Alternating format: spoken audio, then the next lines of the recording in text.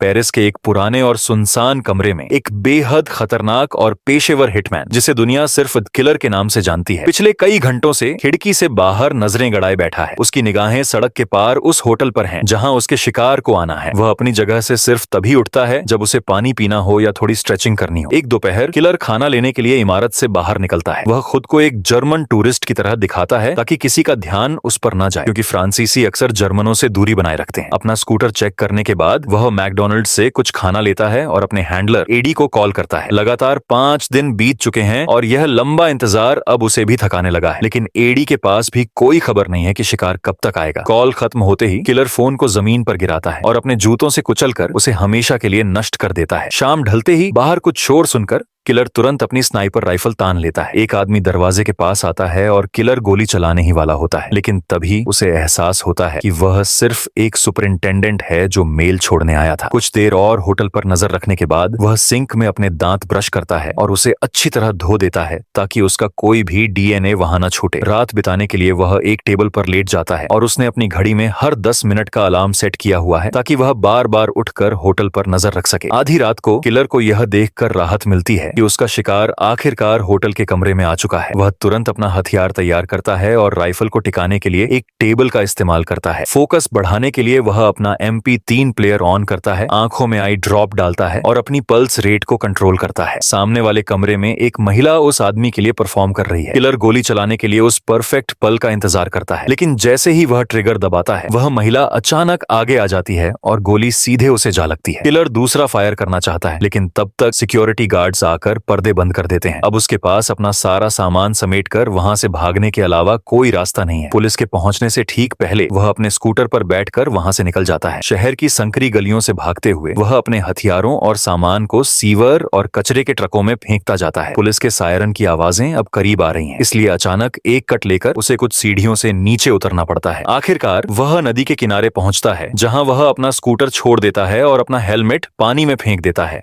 एक gas station के washroom में वह अपनी दाढ़ी बनाता है और नए कपड़े पहनता है। बाहर निकलने से पहले वह उस जगह को पूरी तरह साफ करना सुनिश्चित करता है और एयरपोर्ट के लिए कैब लेता है। अंदर जाने से पहले वह अपनी बंदूक का आखिरी हिस्सा भी कूड़ेदान में फेंक देता है। यह उसकी जिंदगी, लेकिन बाड़ पर ताजे पैरों के निशान और सिगरेट के टुकड़े देखकर उसके होश उड़ जाते हैं। वह तुरंत अपनी बंदूक निकालता है और बाड़ फांद कर घर की तरफ दौड़ता है। रास्ते में उसे और भी पैरों के निशान मिलते हैं। घर के अंदर तेज म्यूजिक बज रहा है, लेकिन बाहर से सब कुछ अपनी जगह पर लग रहा है। जैसे ही वह म्यूजिक बंद करके किचन में पहुंचता है, उसकी नजर फर्श पर पड़े खून के गहरे धब्बों और कुछ चाकुओं पर पड़ती है। वह पूरे घर की तलाशी लेता है। बाथरूम में घुसते ही उसे एक टूटा हुआ शीशा और दीवार पर खून के कई छींटे दिखाई देते हैं। पास ही एक टूटी हुई खिड़की है जिसके कांच पर भी खून लगा है। घर से निकलने से पहले किलर एक जरूरी कॉल करता है। कुछ ही मिनटों बाद वह सीधा अस्पताल पहुंचता है, जहां उसकी प्रेमिका मगदला बेहोश पड़ी है। उसका भाई मार्कस बताता है कि एक आदमी और एक औरत, जो शायद पेशेवर हत्यारे थे, मगदला से पूछताछ करने के लिए घर में घुसे थे और उन्होंने उसे बुरी तरह टॉर्चर किया, लेकिन मगदला ने भी हार नहीं मानी। उसने पलटवार किया और उस आदमी के पैर में चाकू घोंप दिया। इसके बाद वह खिड़की से कूदकर अपनी जान बचाने में कामयाब रही। वहीं वे दोनों हमलावर एक टैक्सी लेकर वहां से फरार हो गए। मार्कस को शक है कि वे लोग असल में किलर को ही ढूंढ रहे थे और उन्होंने मगदला को इसलिए मारने की कोशिश की क्योंकि वह उन्हें पहचान चुकी थी। किलर मार्कस को भरोसा दिलाता है कि अब ऐसा दोबारा कभी नहीं होगा। कुछ घंटों बाद एक डॉक्टर आकर बताता है कि किलर की गुजारिश पर मगदला को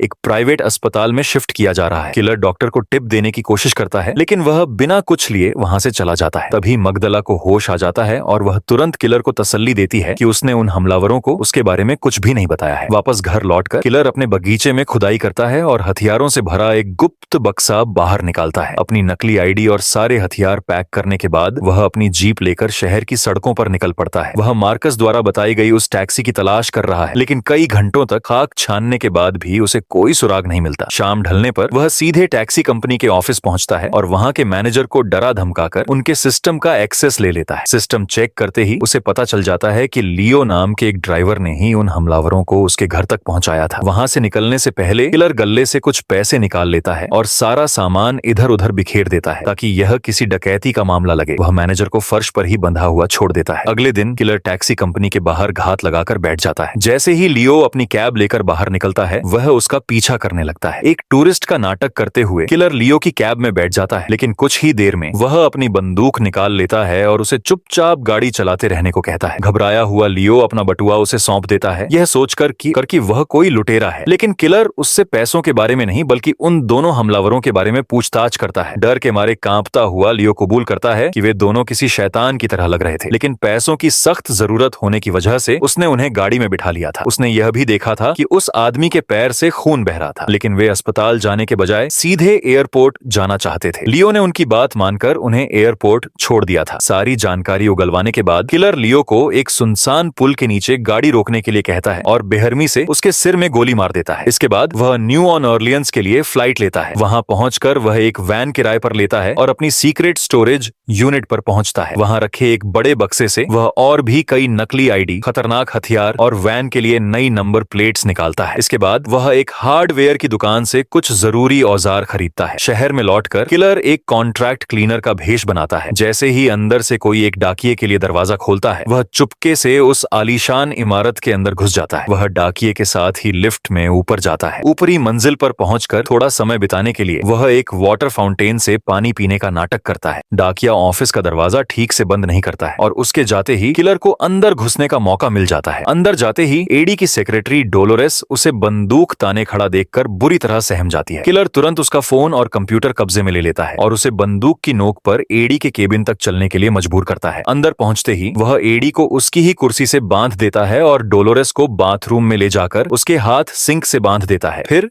किलर केबिन का दरवाजा बंद करता है और एडी से सीधा सवाल दागता है कि उसके घर पर हमला करने वाले वे दो लोग कौन थे। एडी सफाई देता है कि पेरिस वाले मिशन के फेल होने के बाद उसे एक बेहद ताकतवर क्लाइंट के साथ सौदा करना पड़ा था, लेकिन उसे अंदाजा नहीं था कि वे लोग सीधे किलर के घर पहुंच जाएंगे। किलर अपनी नेल गन से एडी और डोलोरेस दोनों के कंप्यूटरों को चकनाचूर कर देता है। घबराया हुआ एडी उसे बार बार देश छोड़कर कहीं छिप जाने की सलाह देता रहता है। जब किलर उन हमलावरों की पहचान जानने के लिए दबाव डालता है और एडी कुछ भी बताने से इनकार कर देता है, तो किलर बिना झिझके नेल गन से उसके सीने में 3 कीलें ठोक देता है। इसके बाद वह 911 पर कॉल मिलाता है और फोन को टेबल पर छोड़ देता है। एडी तड़पते हुए फोन तक पहुंचने की कोशिश करता है, लेकिन वह कुर्सी समेत जमीन पर गिर पड़ता है। किलर बड़ी शांति से उसके सिर के नीचे एक अखबार रख देता है और कुछ ही सेकंड में एडी दम तोड़ देता है। इसके बाद किलर बाथरूम में जाकर डोलोरेस को देखता है, जो अपनी घबराहट छुपाने के लिए शांत रहने की कोशिश कर रही है। वह किलर को उन हमलावरों के नाम बताने के लिए तैयार हो जाती है, लेकिन इसके बदले में उसकी एक शर्त है। वह चाहती है कि किलर उसे एक ऐसी मौत दे जो कोई हत्या न लगे, ताकि उसके बच्चों को जीवन बीमा की रकम मिल सके। अपने उसूलों के मुताबिक किलर को किसी के प्रति कोई सहानुभूति नहीं दिखानी चाहिए, क्योंकि यह एक कमजोरी है, लेकिन फिर भी वह उसे बिना मारे छोड़ देता है। बाहर आकर एडी की लाश देखकर डोलोरेस बुरी तरह कांप जाती है। किलर एडी की लाश और टूटे हुए कंप्यूटरों को एक बड़े कूड़ेदान में डालता है और डोलोरेस के साथ लिफ्ट में सवार हो जाता है। अगली मंजिल पर एक दूसरा किराएदार लिफ्ट में आता है और मजाक में कहता है कि कहीं इस कूड़ेदान में कोई लाश तो नहीं है। यह सुनकर डोलोरेस डर के मारे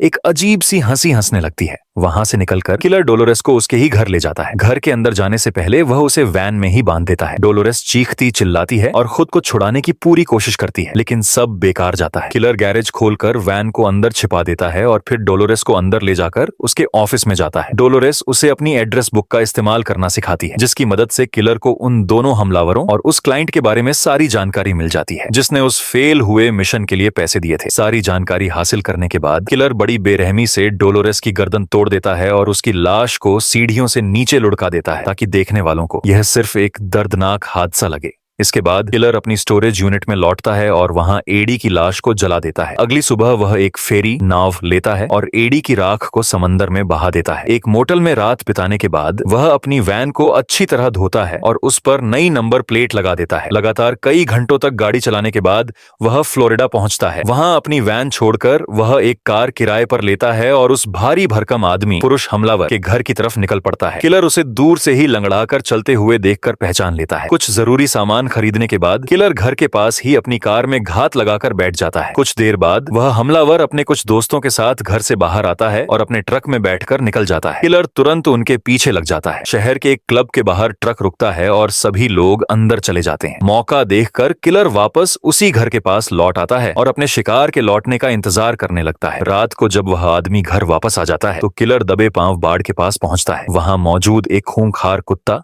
उसे देखकर भौंकने लगता है। किलर तुरंत उसे बेहोशी की दवा मिला हुआ खाना फेंकता है, जिसे कुत्ता बिना किसी हिचकिचाहट के खा लेता है। ठीक उसी वक्त अंदर से उसका मालिक उसे आवाज लगाता है। दवा का असर होने तक किलर कुछ मिनट बाहर ही इंतजार करता है। जैसे ही कुत्ता बेहोश होता है, वह गेट फांद कर घर के अंदर घुस जाता है। अंदर जाकर वह देखता है कि वह कुत्ता अपने बिस्तर पर खर्राटे ले रहा है। किलर दबे पांव घर में आगे बढ़ता है और एक एक करके हर कमरे की तलाशी लेने लगता है। तभी अचानक वह भारी भरकम जानवर हमलावर उस पर झपट पड़ता है और हाथापाई के दौरान किलर के हाथ से उसकी बंदूक भी छिटक जाती है। दोनों के बीच एक खौफनाक लड़ाई शुरू हो जाती है। इस उठापटक में बंदूक बिस्तर के नीचे चली जाती है। वह विशालकाय आदमी किलर को उठाकर कांच की एक खिड़की पर दे मारता है। इसके बाद वह उसे फर्श पर पटक कर बुरी तरह पीटने लगता है। जब वह आदमी बंदूक उठाने के लिए पीछे हटता है तो किलर को संभलने का मौका मिल जाता है, लेकिन वह आदमी तुरंत फिर से उस पर हमला कर देता है। लड़ाई और भयानक हो जाती है। वह आदमी किलर को उठाकर टीवी पर पटक देता है। जवाब में किलर वहां रखा एक भारी फूलदान उठाकर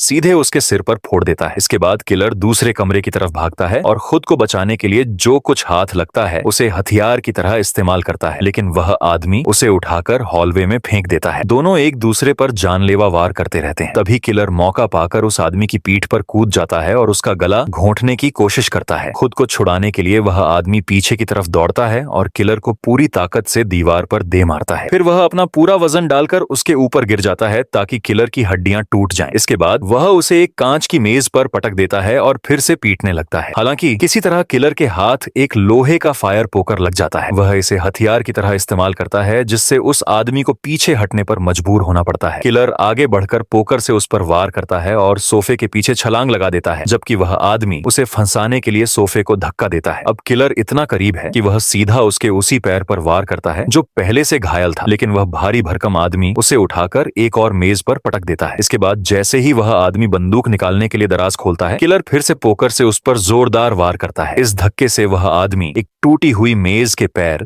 नुकीली लकड़ी पर गिर जाता है, जो सीधे उसकी पीठ में आर पार हो जाती है। दर्द से कराहते हुए वह आदमी अंधाधुंध गोलियां चलाने लगता है। किलर जान बचाने के लिए रसोई की तरफ भागता है और वहां से एक ग्रेटर कद्दूकस उठा लेता है। अपनी पीठ में घुसी उस लकड़ी को दर्दनाक तरीके से बाहर निकालने के बाद वह आदमी खून से लथपथ हालत में रसोई की तरफ बढ़ता है। किलर उसका ध्यान भटकाने के लिए ग्रेटर को दूसरी तरफ फेंकता है और तेजी से कमरे से बाहर निकल जाता है, लेकिन दरवाजा बंद होने से ठीक पहले वह आदमी किलर का चेहरा देख लेता है और उसे पहचान जाता है। पूरे फर्श पर खून ही खून फैल चुका है। वह आदमी दरवाजे को धक्का देकर बेडरूम तक पहुंचने की कोशिश करता है, लेकिन तब तक किलर को अपनी खोई हुई बंदूक मिल चुकी होती है। वह बिना कोई मौका दिए उस आदमी को गोली मार देता है। आखिर में काम तमाम करने के लिए किलर उसके सिर में एक और गोली दागता है। इस फायरिंग की आवाज से कुत्ता जाग जाता है और दौड़ता हुआ अंदर आता है। किलर तुरंत वहां से भागने लगता है। कुत्ता अपने मालिक की लाश को सूंघता है और यह महसूस करते ही कि उसका मालिक मर चुका है, वह गुस्से में किलर के पीछे दौड़ पड़ता है, यहाँ तक कि वह खिड़की से कूदकर बाहर तक उसका पीछा करता है। किलर तेजी से बाड़ फांदता है और कुत्ते के पहुंचने से 1 सेकंड पहले ही गेट बंद कर देता है। फिर वह सबूत मिटाने के लिए एक खिड़की से मोलोटोव पेट्रोल बम फेंकता है और पूरे घर को आग के हवाले कर देता है। एयरपोर्ट पहुंचकर न्यूयॉर्क की फ्लाइट पकड़ने से पहले किलर वॉशरूम में खुद को साफ करता है। न्यूयॉर्क उतरने के बाद वह एक और कार किराए पर लेता है और शहर के उस बाहरी इलाके में पहुंच जाता है जहां वह एक्सपर्ट महिला हमलावर रहती है। अपनी चोटों का दर्द कम करने के लिए वह कुछ पेन किलर्स लेता है और पूरा दिन अपनी कार में बैठकर उसके बाहर निकलने का इंतजार करता है। शाम होते ही किलर की नजर आखिरकार उस एक्सपर्ट पर पड़ती है जो घर से बाहर आ रही है। वह तुरंत उसका पीछा करते हुए शहर की तरफ निकल पड़ता है। एक ट्रैफिक सिग्नल पर रुकने के दौरान किलर उसे वहीं गोली मारने का मन बनाता है, लेकिन तभी उसे पुलिस के सायरन की आवाज सुनाई देती है, जिससे वह अपनी बंदूक वापस रख लेता है। कुछ देर बाद वह एक्सपर्ट एक शानदार रेस्टोरेंट में जाती है। किलर भी उसके पीछे पीछे अंदर जाता है और सीधा जाकर उसकी मेज पर बैठ जाता है। पलक झपकते ही वह सफाई से उस औरत के पर्स में रखी बंदूक अपने कब्जे में ले लेता है। वह एक्सपर्ट महिला हमलावर उसे देखते ही तुरंत पहचान जाती है। उसे पता है कि अब उसका अंत करीब है, इसीलिए वह अपने आखिरी पलों को सुकून से बिताने के लिए वेटर से व्हिस्की की एक बोतल मंगवाती है। वह एडी के बारे में पूछती है और यह सुनकर उसे एक अजीब सी खुशी मिलती है कि एडी मारा जा चुका है। वह अपना खाना और ड्रिंक किलर के साथ शेयर करने की कोशिश करती है, लेकिन किलर किसी भी चीज को हाथ तक नहीं लगाता। एक्सपर्ट उसे समझाती है कि उसकी किलर या उसकी प्रेमिका से कोई जाति दुश्मनी नहीं थी, उसने तो बस एक काम लिया था, ठीक वैसे ही जैसे बाकी सारे हिटमैन करते हैं। अपने काम की तुलना करते हुए वह एक पुरानी कहानी सुनाती है। फिर वह हैरानी जताते हुए कहती है कि आखिर किलर ने इतना बड़ा जोखिम क्यों उठाया। उसका अंदाजा है कि किलर को उम्मीद थी कि उसे देखकर वह घबरा जाएगी, जिससे किलर को वैसा ही सुकून मिलेगा जैसा उसे पेरिस में अपना निशाना चूकने से पहले मिला था। उसकी यह बात सुनकर किलर आखिरकार अपना ड्रिंक पी लेता है। इसके बाद एक्सपर्ट वेटर को बुलाकर सारा सामान ले जाने के लिए कहती है, क्योंकि अब उनका काम खत्म हो चुका है। बाहर निकलकर दोनों एक बर्फीले पार्क में टहलने लगते हैं। अचानक सीढ़ियों से उतरते वक्त एक्सपर्ट का पैर फिसल जाता है और वह गिर पड़ती है। वह उठने के लिए किलर से मदद मांगती है, लेकिन किलर उसकी मदद करने के बजाय अपनी बंदूक निकालता है और सीधे उसके सिर में गोली मार देता है। पास जाकर देखने पर पता चलता है कि उसके हाथ में एक चाकू था। वह असल में फिसलने का नाटक करके किलर को धोखे से मारने की कोशिश कर रही थी। इस घटना के कुछ समय बाद किलर शिकागो पहुंचता है। वह एक बेहद आलीशान इमारत के बाहर घात लगाकर बैठ जाता है। यह वही जगह है जहां वह ताकतवर क्लाइंट रहता है जिसने पेरिस वाले फेल हुए मिशन के लिए पैसे दिए थे। किलर उसे जिम जाते हुए देखता है और तुरंत ऑनलाइन उसका पता खोज निकालता है। मौका मिलते ही किलर उस रिहायशी इमारत के गैरेज में घुस जाता है, लेकिन वहां के दरवाजे लॉक हैं। वह ताले की तस्वीर खींचता है और उसे खोलने के लिए अमेज़न से कुछ जरूरी डिवाइस ऑर्डर कर देता है। बाद में वह उसी जिम में मेंबरशिप लेने पहुंचता है। फॉर्म भरते वक्त उसकी नजर एक खास की कार्ड पर पड़ती है, जिसकी जरूरत अंदर के कुछ खास हिस्सों में जाने के लिए होती है। इसके बाद वह बैंक जाता है और अपने सारे पैसे एक नकली नाम से अपने डोमिनिकन अकाउंट में ट्रांसफर कर देता है। शाम को वह एक लोकल डीलर से एक नई बंदूक खरीदता है।